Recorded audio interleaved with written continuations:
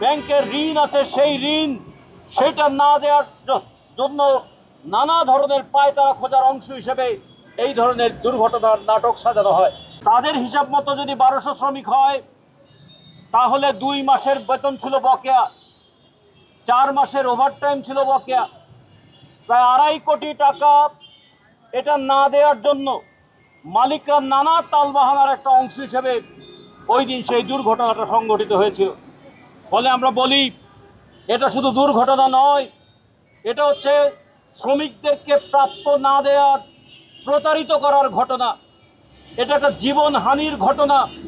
শ্রমিকদেরকে তার প্রাপ্য থেকে বঞ্চিত করবার জন্য, কারখানার অভ্যন্তরের যে আন্দোলন সেটাকে দমন করবার জন্য, এমনকি কখনো কখনো মালিকদের যে ব্যাংকের ঋণ আছে, সেই ঋণ সেটা না দেওয়ার জন্য নানা ধরনের পায়তারা খোঁজার অংশ হিসেবে এই ধরনের দুর্ঘটনার নাটক সাজানো হয়। কিন্তু নাটক যাই হোক, সেই দুর্ঘটনার বলি হয় আমাদের শ্রমজীবী মানুষেরা। শ্রম আইন অনুযায়ী এখানে শ্রমিকদের ক্ষতিপূরণের কথা যেমন আছে, শ্রম আইন অনুযায়ী যে ঘটনার ফলে শ্রমিকের মৃত্যু হওয়ার আশঙ্কা আছে, সেই ধরনের ঘটনা যদি ঘটে, তার জন্য মালিকের শাস্তির কথা আছে। আমরা বলেছিলাম এই শাস্তির পরিমাণ খুবই কম, তারপরেও 5 বছরেও এখনো সেই শাস্তি আমরা মালিকদেরকে পেতে দেখি নাই।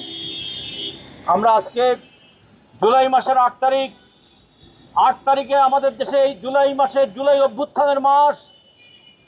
জুলাই অভ্যুত্থানের পরে আমরা যে মামলা হতে দেখেছি, সেই মামলায় কাদেরকে আসামি করতে দেখেছি?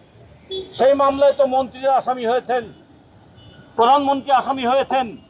কেউ যদি বলেন মন্ত্রী এবং প্রধানমন্ত্রীকে গুলি করেছিলেন, কিন্তু না, মন্ত্রী এবং প্রধানমন্ত্রীর ইশারায়, ইঙ্গিতে, পরিচালনায় অথবা তাদের কারণেই এই মৃত্যু ঘটেছিল বলে তাদেরকে আসামি করা হয়েছে।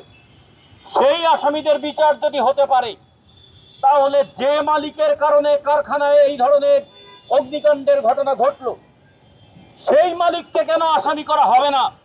সেই মালিককে কেন আসামি থেকে তার নাম কেটে বাদ দেওয়া হবে? আমরা যে পরিদর্শন কর্মকর্তা 1 মাস আগেও পরিদর্শন করে বলেছিলেন যে ফ্যাক্টরির পরিবেশ খুব ভালো, সেই পরিদর্শন কর্মকর্তা কি বিচারের আওতায় আমরা আনবো না? যে কর্মকর্তা ওখানে দেখে এসেছিলেন এখানে মানসম্পন্ন পরিবেশে এখানে সেজন জুস উৎপাদন হয়, সেইখানে যে শিশু শ্রমিক ছিল, এইটা কি তাদের চোখে পড়ে নাই? নাকি পরিদর্শনের পরিবর্তে তারা প্যাকেট দিয়ে নিয়ে পরিদর্শন করেছিলেন? এইটাও আমাদের এখন বিচারের আওতায় আনতে হবে।